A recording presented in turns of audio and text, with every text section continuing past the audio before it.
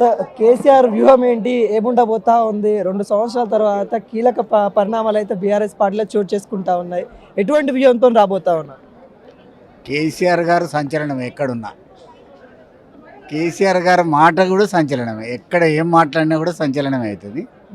కాబట్టి ఇవాళ ముఖ్యమంత్రి బయటికి వస్తలేడు అన్నాడు, కానీ అది తప్పు విషయం. ఎందుకంటే వేరే దేశం కనుక పోతే రావాలి ఆయన, వేరే దేశం 15 రోజులు కనుక పోతే రావాలి, అవసరం లేదు ఇప్పుడు. కాబట్టి ఇక్కడ వేరే దేశం పోలేదు, ఇదే దేశం ఉన్నాడు, ఇక్కడనే ఉన్నాడు, ప్రజల మధ్య ఉన్నాడు, ప్రజా సమస్యలనే చూస్తూ ఉన్నాడు. ప్రతిపక్ష నాయకుడిగా బరాబర్ చేస్తాడు. అసెంబ్లీకి పోతే కాదు కదా, అసెంబ్లీకి పోవడం ఆయన ఏమైనా దప్తరం రాసేటైనా కాదు, లేకపోతే అసెంబ్లీలో ఉండే సెక్రటరీ కాదు ఆయన. తప్పకుండా ఆయన అటెండెన్స్ ఉండాలనేది ఏం లేదు. ప్రజాప్రతినిధి కాబట్టి ఎక్కడుంటే అక్కడ ప్రజాప్రతినిధి ఆయన. ఆయన ఏడు నిలబడితే అక్కడికి కాన్స్టిట్యున్సీ మొత్తం కదలాల్సిందే, రాష్ట్రం మొత్తం కదలాల్సిందే.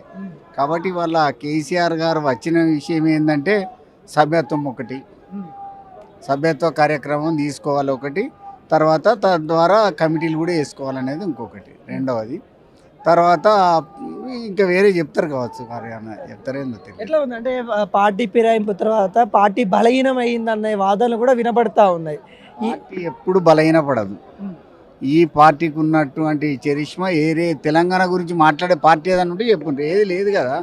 తెలంగాణ అంశం మీద మాట్లాడేది ఏకైక పార్టీ బీఆర్ఎస్ పార్టీ. తెలంగాణ అంశం మీద మాట్లాడినప్పుడు బలంగానే ఉంటుంది అది. అంటే మరి అంశం ఏమన్నా మాట్లాడారా? పార్టీ ఫిరాయించిన వాళ్ళపైన ఏమన్నా? ఎవరి గురించి మాట్లాడలేదు. పార్టీ ఫిరాయించిన వాళ్ళు ఫిరాయిస్తారు, ఫిరాయించిన వాళ్ళు ఫిరాయించినంత మాత్రాన వాళ్ళు దేనికి వచ్చినారో దానికోసం పోతారు కదా. ఫిరాయించిన వాళ్ళ విషయం మాట్లాడలేదు. ఇవాళ బీఆర్ఎస్ పార్టీలోనే ఉన్నామని చెప్తా ఉన్నారు. మరి వాళ్ళు ఏమన్నా నచ్చారా? ఎవరైనా కనిపించారా? ఎవ్వరు కనిపించలేదు బీఆర్ఎస్ పార్టీలో. ఆ పార్టీ ఫిరాయించిన 10 మంది ఎమ్మెల్యేలు ఒక్క మనిషి కూడా కనపడలేదు. వాళ్ళ రాలేదు. పార్టీలో ఉన్నారంట కదా. ఇక ఉంటే వాళ్ళకే తెలియాలి. అది స్పీకర్ కూడా అలానే చెప్తారు, మేము ఆ పార్టీలోనే ఉన్నాము. ఇక అది ఆయన విజ్ఞతకే వదిలేసినాం. అది తర్వాత అది ఇవాళ ఏది ఉన్నా కూడా పార్టీ ఫిరాయించిన వాళ్ళ విషయం మాత్రం మాట్లాడలేదు. ఇక్కడ పార్టీ నిర్మాణం ఎట్లా జరగాలి, పార్టీని ఎట్లా చేసుకుపోవాలనేటువంటి విషయం మాట్లాడారు.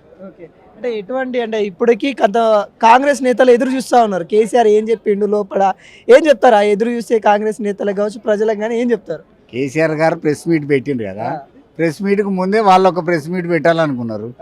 వాళ్ళు ఇవాళ మాట్లాడతారు కదా, మాట్లాడిన తర్వాత వాళ్ళు ఏం మాట్లాడతారో వినాలి, విన్న తర్వాత చూడాల్సినటువంటి అవసరం ఉంది.